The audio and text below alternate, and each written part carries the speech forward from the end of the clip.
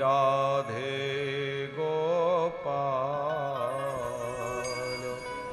भज मन श्री राधे राधे श्री राधे गोपाल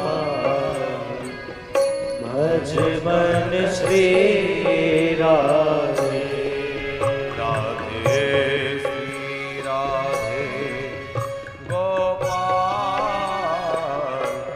भज मन श्री राधे श्री राधे गोपाल भज मन श्री राधे श्री राधे श्याम राधे श्री राधे श्याम राधे श्री राधे श्याम राधे श्री राधे श्याम राधे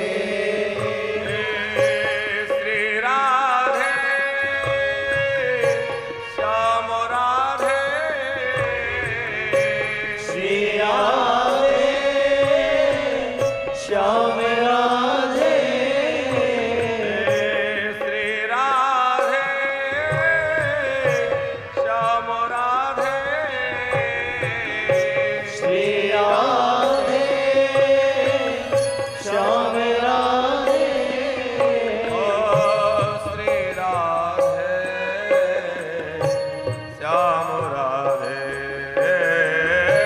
श्री राधे श्याम राधे राधे श्री राधे गोपाल भज मन श्री राधे राधे श्री राधे गोपाल भज मन श्री राधे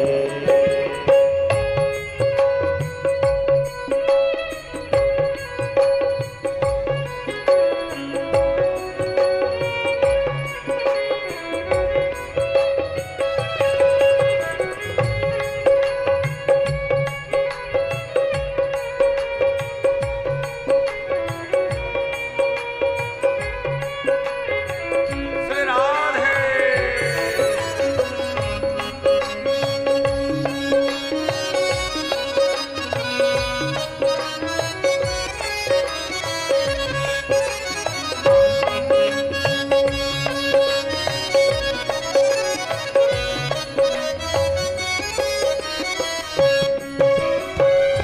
श्री राधे श्याम राधे श्री राधे श्याम राधे श्री राधे श्याम राधे श्री राधे श्याम राधे श्री राधे श्याम राधे श्री राधे श्याम राधे ओ श्री राधे श्याम राधे श्री राधे श्याम राधे ओ श्री राधे श्याम राधे श्री राधे श्याम राधे राधे श्री राधे गोपाल भज मन श्री राधे राधे श्री राधे गोपाल भज मन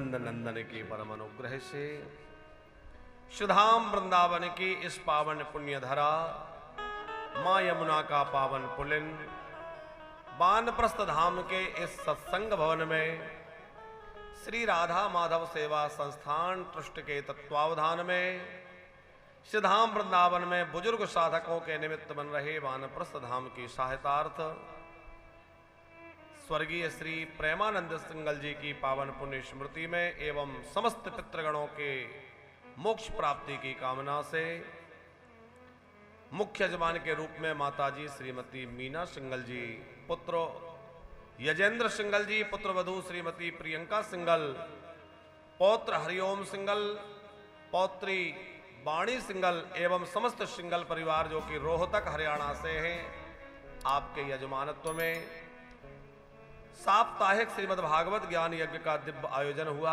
आज कथा का षष्ठम दिवस, षष्ठम सुमन भगवान नंद नंदन के श्री चरणों में समर्पित करने जा रहे हैं। कल की कथा में हम लोगों ने बड़े प्रेम पूर्वक भगवान बाल कृष्ण की बाल लीलाओं का श्रवण किया।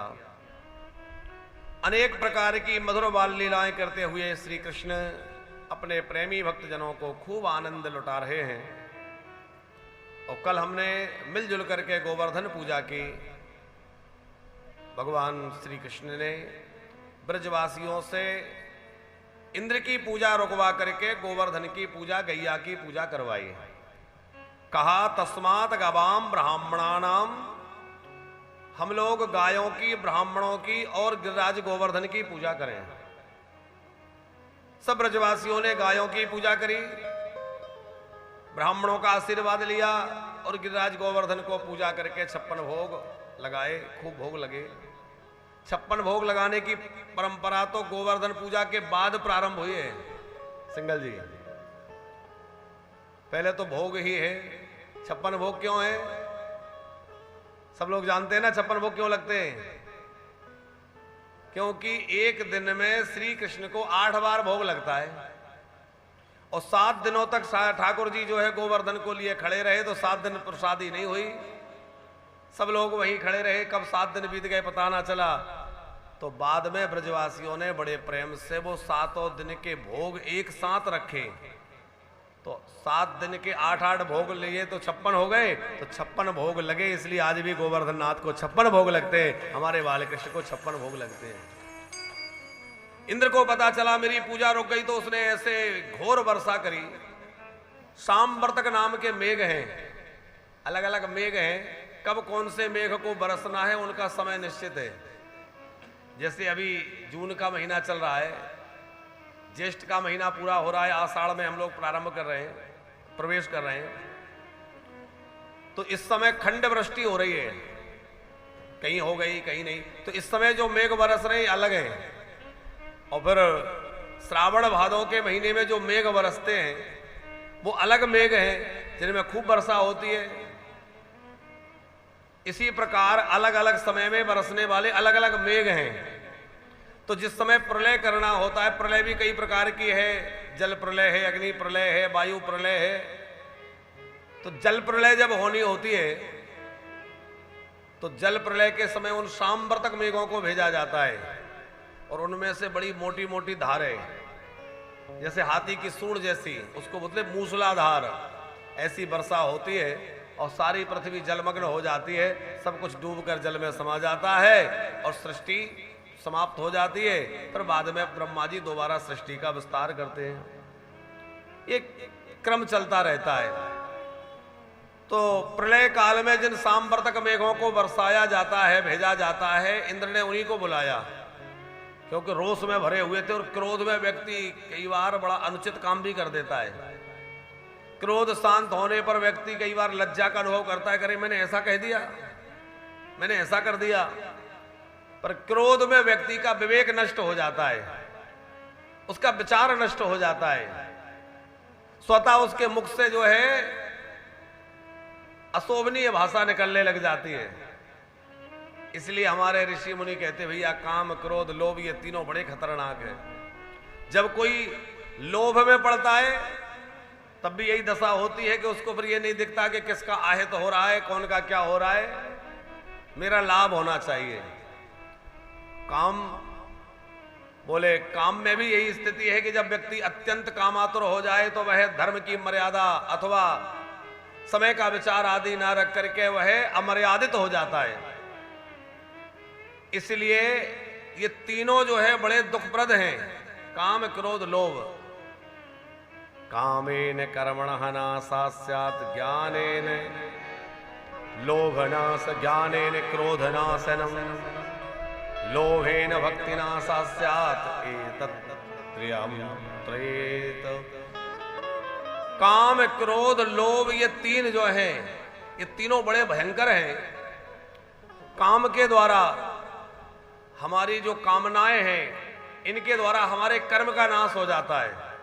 हम जो सत्कर्म करते हैं, यज्ञ कर रहे हैं, हवन कर रहे हैं, कोई भी दान कर रहे हैं, सत्कर्म कर रहे हैं, उसमें कामनाएं बाधक बनती हैं।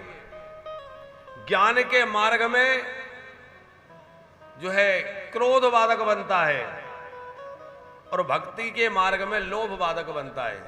भक्ति कर रहे हैं, भगवान के लिए भोग लगाना है, बढ़िया पेड़ा लेने गए, पर सोचा कि चलो प्रसाद ही तो बंटना है, भगवान को ही तो भोग लगाना है। भैया ये 1000 रुपए वाले छोड़, तू तो 400 वाले दे दे, क्या करना है, प्रसाद ही तो बंटना है।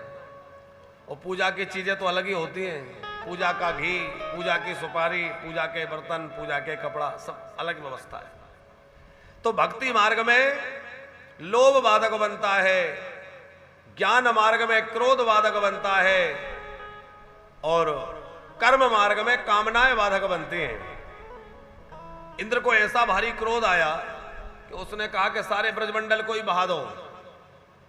बड़ी भारी घोर गर्जना होने लग गई, जोर से आंधी चलने लग गई, सब लोग घबराए, सब समझ गए कि ये इंद्र का कोप है। अब इससे कौन रखवाली करे? बोले जिस कन्हैया ने हमसे कहा था कि पूजा रोक दो, उन्हीं के पास चलो। सब दौड़ के कहने लगे भैया कन्हैया अब क्या करें, रक्षा करो। कृष्ण कृष्ण महाभाग त्वन्नाथम गोकुलम प्रभो प्रातुरमर्हसि देवान्नः कुपिता भक्तवत्सल। ब्रजवासी बोले आप भक्तवत्सल हैं, आप हमारी रक्षा करिए। तो रक्षा की प्रार्थना जब करी तो ठाकुर जी ने कहा कि चिंता मत करो, गोवर्धन नाथ बड़े दयालु हैं, आप लोग निष्फिक्र होकर निश्चिंत होकर के गिरिराज जी की शरण में चलो। सब लोग गिरिराज जी के पास पहुंच गए। देखो पूर्व दिशा में जगन्नाथ, दक्षिण में रामेश्वरनाथ, पश्चिम में द्वारिकानाथ, उत्तर में बद्रीनाथ और बीचों बीच विराजे हुए हैं हमारे श्री गोवर्धन नाथ। बीचों बीच बैठे और सबके नाथ बन के बैठे। भैया पर कोई क्यों अनाथ अपने आप को समझे, गोवर्धन नाथ की शरण ले लो। और गोवर्धन नाथ तो सब संकट दूर करने वाले हैं, सब प्रकार की कामना पूर्ण करने वाले हैं। सच्चे भाव से कोई गिरिराज जी की परिक्रमा का नियम ले ले, प्रत्येक पूर्णमासी को अथवा जब सुविधा हो। गिरिराज जी तो कहते कभी भी आ जाओ, हम तो यहीं बैठे, दिन में आ जाओ, रात में आ जाओ, सवेरे आ जाओ, सांझ में आ जाओ, पूर्णिमा में आ जाओ, किसी और तिथि में आ जाओ, और जब आ जाओगे हम तब तुम्हारे लिए तत्पर बैठे हैं। और गोवर्धन नाथ ऐसे दयालु हैं कि जो उनकी शरण में गया है वो कभी खाली हाथ लौटा ही नहीं है। ये अनुभव आप में से भी बहुत लोगों ने किया होगा। जो लोग गिरिराज जी जाते हैं उनका ये अनुभव होगा कि गिरिराज बाबा ऐसे दयालु हैं कि जो गिरिराज जी की शरण लेता है उसकी जो भी कामना होती है, चाहे वो लौकिक हो पारलौकिक हो, चाहे जैसी कामना हो, पर गिरिराज जी की शरण ग्रहण करके जो गिरिराज जी का जो है पूजन करता है, गिरिराज जी की परिक्रमा करता है, गिरिराज जी उसके सारे मनोरथ पूर्ण कर देते हैं। गोवर्धन नाथ साक्षात श्री कृष्ण ही है, कोई अलग तो है नहीं, पर ये भक्तों की कामना पूर्ति के लिए विराजे हुए हैं तो कृष्ण ही। मां के बिहारी में और गिरिराज जी में कोई अंतर तो नहीं है, एक ही है। पर हो सकता है बांके बिहारी सुनने में थोड़ी देर कर दें, पर गिरिराज जी सुनने में देर नहीं करते। क्यों? बोले बांके बिहारी श्री कृष्ण ने ही गोवर्धन के रूप में जो है विराजमान क्यों हुए हैं? भक्तों के मनोरथ पूर्ण करने के लिए ही विराजमान हुए हैं। संसार में लोगों की अनेक कामनाएं हैं, अनेक समस्याएं हैं, तरह तरह से लोग दुखी हैं, तो वो मेरी शरण में आएंगे और मैं उन सब के दुखों को हरण करके, उन सब के संताप को हरण करके उनको सुखी कर दूंगा। इसीलिए भगवान गोवर्धन के रूप में विराजमान है। सभी ब्रजवासी गिरिराज जी की तलहटी में पहुंचे, क्या करें? बोले गोवर्धन नाथ ने कह दिया कि मुझे छाता बना लो। कुछ लोग तो आश्चर्य कर रहे थे, भैया अब तो हद हो गई, इतना बड़ा पर्वत कोई छाता बनता है? लोगों ने कहा उठा के देख तो लेते हैं क्या फर्क पड़ता है। और 7 वर्ष के कन्हैया ने 7 कोस के गिरिराज को सहसा अपने बाएं हाथ की इस कनिष्ठ का उंगली पे उठा के धारण करके गिरिराज धरण बन गए। बोली गिरिराज धरण की जय। और गोवर्धन धारण करके 7 दिन पर्यंत, 7 दिन 7 रात्रि, और वो भी बाएं हाथ की छोटी उंगली पे। इसको कन्नी उंगली कनिष्ठिका बोलते हैं। अच्छा, गोवर्धन किसने उठाया? आप लोगों से पूछे किसने गोवर्धन उठाया? हरिओम। हाँ, कान्हा ने, श्री कृष्ण ने तो उठाया। एक और बात, गोवर्धन उठाया राधा जी ने। अब तुम कहोगे राधा जी तो दिखती नहीं है, जहां भी हम चित्र देखते हैं, फोटो देखते हैं, कन्हैया देखते हैं, और श्री कृष्ण ही उठाया। बिल्कुल तुम्हारा उत्तर एकदम सही है, पर ये भाव की बातें हैं। भगवान श्री कृष्ण जो हैं वो राधा और कृष्ण दोनों का सम्मिलित स्वरूप ही है। वाम भाग श्री जी का है और दाएं भाग में कन्हैया है और बाएं भाग में श्री राधा जी है। तो बाएं हाथ से उठाया, इसका मतलब बाया हाथ राधा जी का स्वरूप है और वाम भाग में राधा जी विराजमान है, उन्हीं ने गोवर्धन को धारण कर लिया। क्योंकि बिना शक्ति के कोई काम कैसे हो है? सिंगल जी, राम जी धनुष तोड़ने गए, राजाओं की सभा लगी हुई है, रणनिवास में रानियां अंदर से देख रही हैं कि भैया इतने बड़े बड़े राजा महाराजा नहीं तोड़ पाई, ये बालक क्या तोड़ेगा। सुनैना जी को बड़ी चिंता हो रही थी। धीमे धीमे राम जी धनुष के पास गए और बार बार धनुष को देखते हैं और बार बार जानकी जी की तरफ देखते हैं। तो जानकी जी की ओर बार बार देख रहे थे, तो भक्तों में चर्चा हुई कि ये बार बार जानकी को क्यों देख रहे हैं। अयोध्या वाले बोले इसलिए देख रहे होंगे कि बेचारी बहुत ज्यादा परेशान हो रही हैं, बहुत व्याकुल हो रही हैं। अब मैं जल्दी से धनुष उठा करके और इनके संताप को दूर कर दूं, इनकी व्याकुलता को समाप्त कर दूं। उनकी पीड़ा को, उनकी व्याकुलता को देख रहे हैं। जनकपुर वाले नहीं, जनकपुर वाले बोले ऐसा नहीं है। तो बोले धनुष तोड़ने के लिए शक्ति चाहिए और शक्ति की पुंज तो जानकी मैया है, इसलिए बार बार देख रहे हैं कि लाज रख लेना, उठवा देना, नहीं गड़बड़ हो जाए है? सियहि बिलोक तकौ धन कैसे,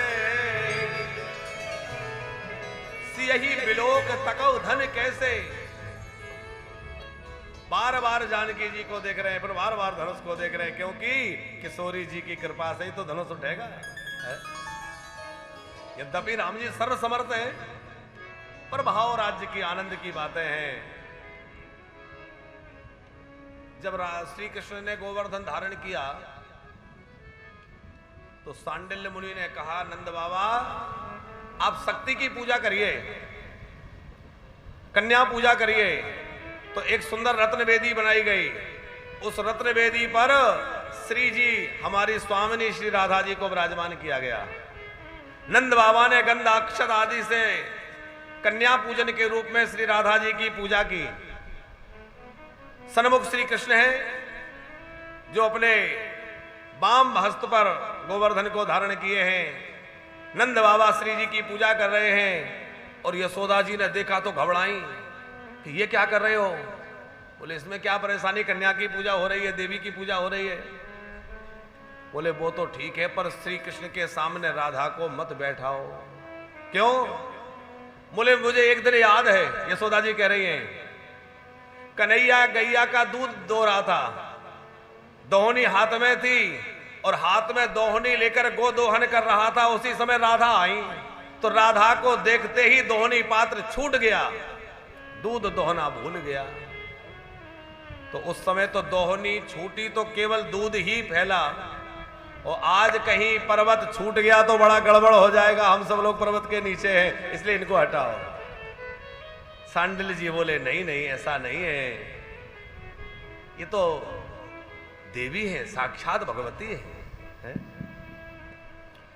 श्री लाडली जी की पूजा हुई है और श्री कृष्ण स्वयं कहते हैं कि कछु माखन को बल बढ़ो, कछु गोपिन करी सहाय, श्री राधा जी की कृपा ते मैंने गिरिवर लियो उठाए। श्री राधा जी की कृपा से ही तो उठाया है। अब जो है 7 दिनों तक जब मेघ बरस बरस के थक गए, उन्होंने अपनी हार मान ली, लौट के इंद्र के पास गए। बस हमारा सामर्थ्य तो समाप्त हो गया। इंद्र ने कहा क्या मतलब, अभी ब्रजवासी बहे नहीं? बोले अरे बहने की बात छोड़ो, धूल उड़ रही है, कुछ भी नहीं हुआ। अब तो जो है इंद्र समझ गया कि भाई बहुत बड़ी गड़बड़ हो गई, ये कोई साधारण बालक नहीं है, ये कोई ग्वाला नहीं है, ये निश्चित ही परमात्मा है। अच्छा आप देखो, जिस समय इंद्र आदि देवता असुरों के उपद्रव से परेशान थे, उन देवताओं ने भगवान से प्रार्थना की थी प्रभु अवतार लीजिए, हमारे लिए अवतार लीजिए। और भगवान अवतार लेकर के आ गए तो क्या कर रहे हैं, अवतार लेके भगवान प्रकट हो गए तो उन्हीं के ऊपर संदेह हो रहा है। इंद्र समझ गया कि अरे तो वही है जिनकी गर्भ में स्तुति करने हम लोग गए थे, हम लोगों के काज के लिए जिन्होंने अवतार लिया है, हम लोगों के सबको, हम सबको अनुशासित करने वाले हैं, वही परमात्मा है। ऐसा सोच करके इंद्र ने क्षमा याचना की। अब इंद्र ने अकेले कृष्ण को जान करके, जब श्री कृष्ण ने गोवर्धन नीचे रख दिया, सब लोग चले गए, एकांत में इंद्र ने आकर के श्री कृष्ण की प्रार्थना करी, स्तुति करी। और अकेला इंद्र नहीं आया, क्योंकि अकेले आने में बहुत डर लग रहा था, कहीं ऐसा ना हो कि दंडित करें। कोई व्यक्ति नाराज है, अब उसके पास जाना है, डर लग रहा है, तो उसके किसी प्रेमी को साथ ले जाएं। और प्रेमी साथ रहेंगे तो वो क्रोध भी करेगा, तो बीच बचाव हो जाएगा, वो समझा देंगे अरे छोड़ो चलो ठीक है। तो इंद्र अकेले नहीं आए, किसको लेकर आए? इंद्र जो है वो कामधेनु गाय को आगे करके लाए, क्योंकि श्री कृष्ण को गाय बहुत प्रिय है, और आगे आगे गाय चलेगी तो श्री कृष्ण का क्रोध गाय को देख के शांत हो जाएगा, मुझे क्षमा कर देंगे। कामधेनु को लेके आए। इसीलिए मरने वाले से आतुर काल में गौदान कराया जाता है कि जब वो मर करके ऊपर जाएगा तो यम मार्ग में उसके आगे आगे गाय चलेगी, और गाय जिसके आगे आगे चलेगी तो धीरे धीरे उसके पाप नष्ट हो जाएंगे, और वह संयमनीपुरी की ओर ना जाकर के नित्य गोलोक की ओर चला जाएगा, भगवान उसको क्षमा कर देंगे। भैया गाय जिसके आगे हो, अथवा जो गायों के बीच में घिरा हो, उस पर गोविंद की बड़ी कृपा होती है। इसलिए ठाकुर जी गौ माता जिसके साथ उससे बहुत प्रसन्न रहते हैं। इंद्र गाय को लेकर आए, प्रार्थना करने लगे, स्तुति करने लगे कि पिता गुरस्त्वं जगदात्मधीशो दुरतया काले उपात दंडा हिताय स्वेच्छा तनोभि समेहसे मानं विभुञ्जन् जगदीश मानिना मानं विभुञ्जन् जगदीश मानिना। आप ही हमारे पिता हैं, आप ही हमारी माता हैं, आप ही हमारे गुरुजी हैं, सब कुछ तो आप ही हैं। आप स्वेच्छा से शरीर धारण करके लीला कर रहे हैं, अब हम जैसों को आप दंडित करके उचित ही करते हैं, मुझे क्षमा कर दीजिए। इंद्र ने बारंबार क्षमा याचना की, 10 श्लोकों में क्षमा मांगी है, और श्री कृष्ण ने क्षमा कर दिया, कोई बात नहीं, जाओ। गम्यताम शक्रभद्रम वा क्रियताम मेनुशासनम स्थीयताम स्वाधिकारेषु युक्तैरवा स्तंभवर्जितै। इंद्र को क्षमा कर दिया और इंद्र वहां से विदा हो गए। उसके बाद नंद बाबा को वरुण देवता के सेवक वरुण लोग पकड़ के ले गए, उसके प्रसंग है। और इसके बाद में बड़ा सुंदर जो है महाराज का प्रसंग है।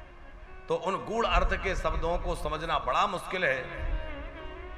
उसमें भी जो 10वां स्कंद है, ये श्री कृष्ण की लीलाओं से भरा हुआ बड़ा अद्भुत स्कंद है। और 10वें स्कंद में भी जो है 5 अध्याय, जिनको रास पंचाध्यायी बोलते हैं। ये रास पंचाध्यायी की कथा तो बड़ी विलक्षण कथा है। इस रास पंचाध्यायी की कथा को समझ पाना बहुत कठिन है। ये कब समझ में आती है? जब राधा रानी श्री किशोरी जी विशेष कृपा करते हैं, तब ये कथा समझ में आती है। बिना राधा जी की कृपा के रास में प्रवेश ही नहीं मिलता। रास में प्रवेश मिलना या रास की कथा में बात तो एक ही है। तो रास में प्रवेश राधा जी की कृपा से मिलता है। और आजकल तो इतना विचित्र समय आया है कि लोग राधा जी के अस्तित्व पर ही प्रश्न चिन्ह खड़ा कर रहे हैं। बहुत बड़ी चर्चा छिड़ी हुई है इस समय। अब चर्चा तो थी कुछ और वो बढ़ते बढ़ते पहुंच गई कहीं और। अब तो बड़े बड़े न्यूज चैनलों में डिबेट हो रही है और वहां लोग कह रहे हैं राधा कोई थी ही नहीं, राधा काल्पनिक है। ऐसी भी लोग बातें कह रहे हैं जिनसे हृदय बड़ा दुखी हो जाता है, बड़ी पीड़ा होती है। अरे भैया, श्याम सुंदर के हृदय की जो अधीश्वरी है, अनंत कोटि ब्रह्मांड के मालिक भगवान श्री कृष्ण जिनके पैर दबा रहे हैं, बैठे पलोटत राधिका पायन, और वह ब्रज की अधीश्वरी जिनकी चरण नख ज्योति को प्राप्त करने के लिए बड़े बड़े योगी, बड़े बड़े सिद्ध और साधक ध्यान लगाए रहते हैं कि एक झलक उनके चरणों की नख की प्राप्त हो जाए, पर उनके चरण नख को भी प्राप्त नहीं कर सकते। उनके चरण नख ज्योति का भी दर्शन प्राप्त नहीं होता। उन श्री राधा जी के उन परम तत्व की चर्चा वह लोग कर रहे हैं जिन्होंने कभी भागवत पढ़ी नहीं, राधा तत्व को जाना नहीं, राधा नाम को लिया नहीं। अरे राधा जी को जानने के लिए भैया संतों की चरण धूली सर पे चढ़ानी पड़ेगी, इस ब्रज की रज में आना पड़ेगा, और ब्रज रज में आकर के श्री जी के चरणों का आश्रय लेकर के, ब्रज रज का आश्रय लेकर महापुरुषों के चरणों में बैठना पड़ेगा। तब जाकर कहीं थोड़ा बहुत रहस्य श्री जी के महत्व का, उनकी महिमा का समझ में आएगा, ऐसे नहीं आ जाएगा। बिना राधा जी की कृपा के रास मंडल में प्रवेश नहीं है।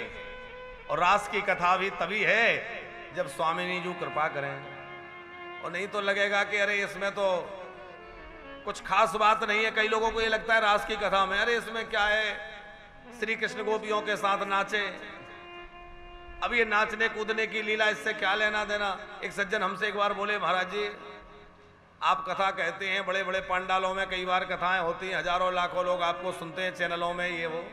हमने कहा हाँ कृपा है। तो बोले आप लोग जो है ये क्या नाचने कूदने की कथा सुनाते रहते हो। अरे श्री कृष्ण ने द्वारिका में रह करके कितने दुष्टों को मारा, बड़े पराक्रम की लीलाएं करी, वो श्री कृष्ण के पराक्रम की लीला क्यों नहीं सुनाते। वृंदावन में गोकुल में 11 वर्ष रहे और बचपन में माखन चुरा लिया, कोई ग्वालों के साथ खेल कूद लिया, वो गोपियों के साथ नाच लिया, उसी को गाते रहते हो। अब हम उनको क्या उत्तर दें। हमने मन में सोचा जिस दिन आपको कन्हैया के नाचने का, खेलने का रहस्य और महत्व समझ में आ जाएगा, तब तुम्हें पता चलेगा कि कन्हैया का खेल क्या है। वो कोई साधारण नाच थोड़ा ही है, वो कोई ऐसी वैसी लीला है क्या। अच्छा विचार करिए, भगवान शंकर से बड़ा ज्ञानी कौन होगा। महादेव जो निरंतर समाधि में बैठे रहते हैं। भाई भगवान देवादिदेव महादेव वृंदावन में गोपी बनकर बैठे रहते हैं, बाहर निकलने का मन ही नहीं होता। बोले मैं तो यहीं गोपी बना रहूंगा, मैं बाहर जाऊंगा ही नहीं। जिस लीला का दर्शन, जिस लीला का रस लेने के लिए भोले बाबा गोपी बनकर के उसका रस लेते रहते, क्या वो साधारण लीला होगी। बड़े बड़े रसिक, बड़े बड़े विद्वान, महाप्रभु चैतन्य जब भुजा उठाकर कीर्तन करते थे तो हिंसक पशु भी उनके अनुयायी बनकर के और उनके दास बन जाते थे। महाप्रभु जी ने कितना अद्भुत भजन किया, लेकिन महाप्रभु जी सारे भारतवर्ष में भक्ति का प्रचार करते हुए कहां आए? वृंदावन, क्योंकि ये वो प्रेम की भूमि है जहां ठाकुर ने अद्भुत लीला की है। इस लीला का रहस्य समझ में ना आए तो यही लगेगा ये है क्या, पर भैया ये तो रसिकों की भूमि है, यहां तो तभी समझ में आएगा जब संतों की कृपा होगी। और ये संतों का प्रेम नगर है। जब वृंदावन आओ तो बड़े संभल के आना, यहां बड़े सावधान होके आना होगा, क्योंकि ये कोई साधारण भूमि नहीं है कि जो भी आए यहाँ किसी का, जो भी आए यहाँ किसी का हो जाए दीवाना रे। यह संतों का प्रेम नगर है, यहाँ संभल कर आना जी। संतों का प्रेम नगर है, यहाँ संभल कर आना जी। ये प्यासों का प्रेम नगर है, यहाँ संभल कर आना जी।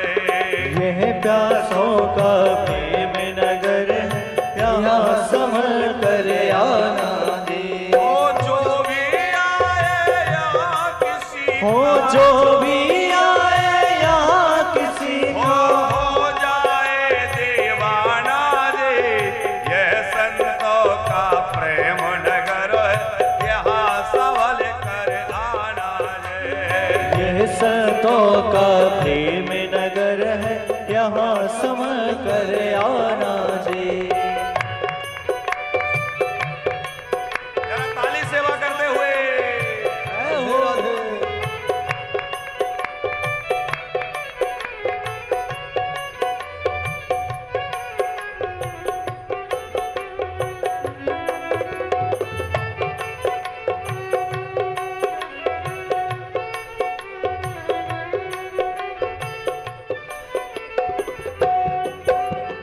ऐसा बरसे रंगो यहाँ पर, जन्म जन्म का तन भीगे।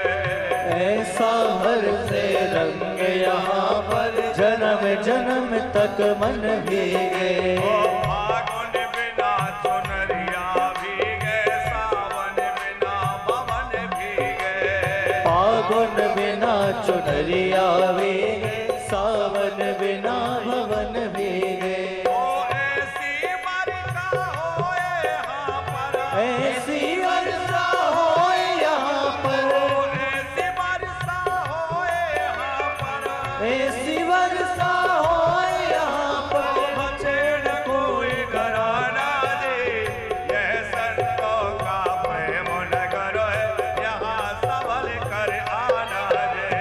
ये संतों का प्रेम नगर है, यहाँ संभल कर आना जी। जो भी आए यहाँ किसी का, जो भी आए यहाँ किसी का हो जाए दीवाना दे। यह संतों का प्रेम नगर है, यहाँ संभल कर आना जी। यह संतों का प्रेम नगर है, यहाँ संभल कर आना जी।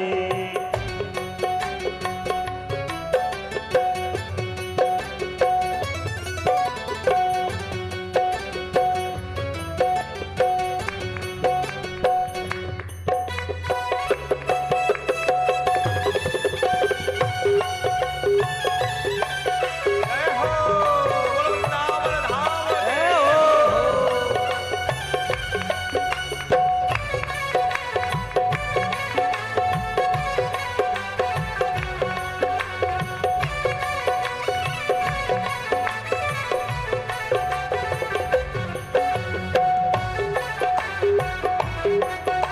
जीवन की हो।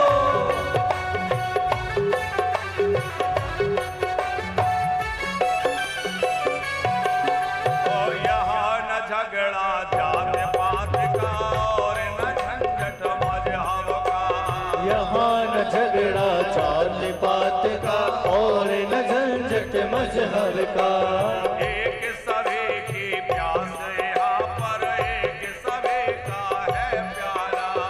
एक सभी की प्यास यहाँ पर, एक सभी का है प्याला। यहाँ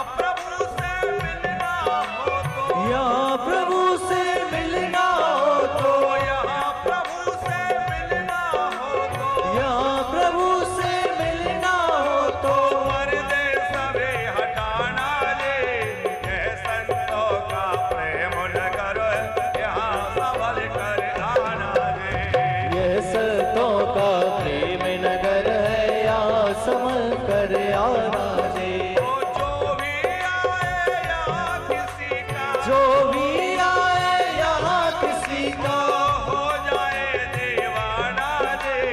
ये संतों का प्रेम नगर यहाँ संभल कर आना दे। ये संतों का प्रेम नगर है, यहाँ संभल कर आना दे। जय हो।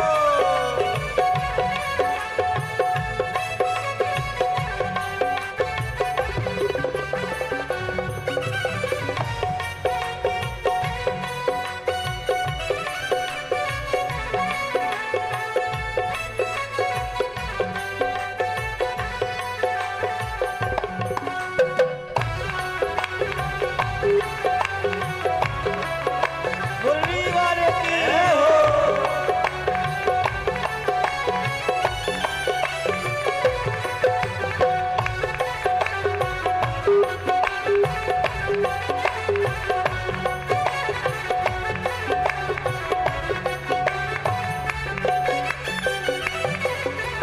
यहाँ द्वैत की सोई न चुरती धुले पतासा पानी में।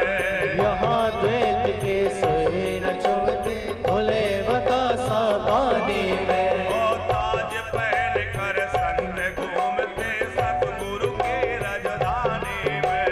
ताज पहन कर संत घूमते सतगुरु की राजधानी में।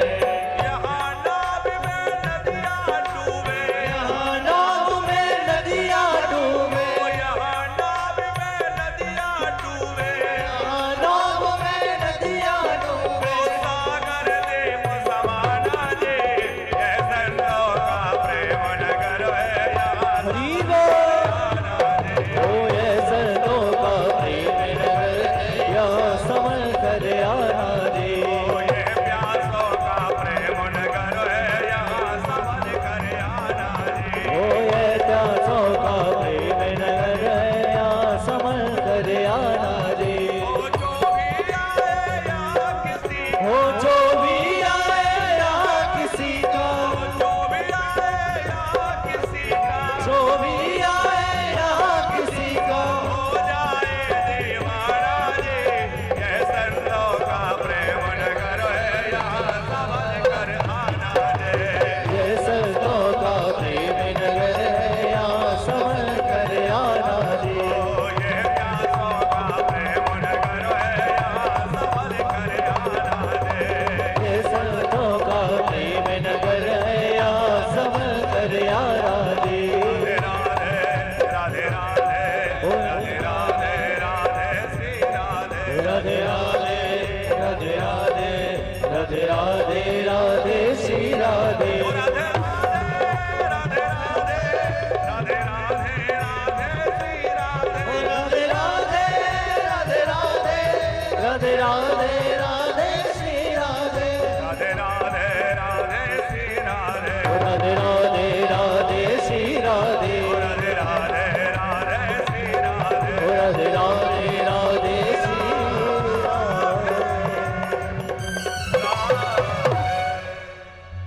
अरे ये प्यासों का प्रेम नगर है यहाँ संभल कर आना दे।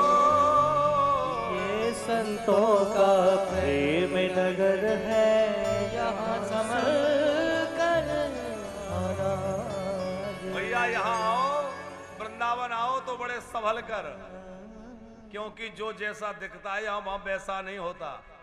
अच्छा, आपको ब्रजवासी मिलेंगे तो कई बार उनकी भाषा इतनी अटपटी होगी कि सुनने वाला घबरा जाए कि ये कैसे बात करता है।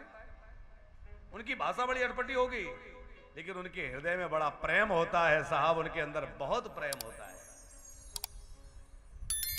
यहाँ के संतों में आपको देखकर लगेगा अरे ये तो पागल है, ये कोई विक्षिप्त है, पर वो किस रस में डूबा हुआ है और उसके अंदर क्या मौज चल रहा है उसको नहीं जान सकते। आपको लगेगा पकड़ है, ये संतों का प्रेम नगर है साहब। इस प्रेम नगर की बड़ी सुंदर कथाएं कन्हैया ने क्या क्या मधुर लीला वृंदावन में की। उन लीलाओं में अत्यंत रहस्यमयी गहरी लीला है, महारास की लीला। बड़े बड़े योगी उसका चिंतन करते हैं। पितामह भीष्म जैसे भी अंतिम समय में उस लीला का दर्शन करते, उस लीला का चिंतन करते हैं। सुखदेव जी उसी लीला का वर्णन कर रहे हैं। हे राजन, जिस समय श्याम सुंदर ने देखा कि आज शरद पूर्णिमा की रात्रि है, शरद पूर्णिमा की संध्या का समय था, और गोपियों को वचन दिया था चीरहरण में, जब चीरहरण हुआ था तो श्री कृष्ण ने कहा था कि आने वाली शरद पूर्णिमा पर तुम्हारा मेरा मिलन होगा। तो शरद पूर्णिमा आई तो श्याम सुंदर अपना श्रृंगार करके गए और बंसी बट पर पहुंच गए।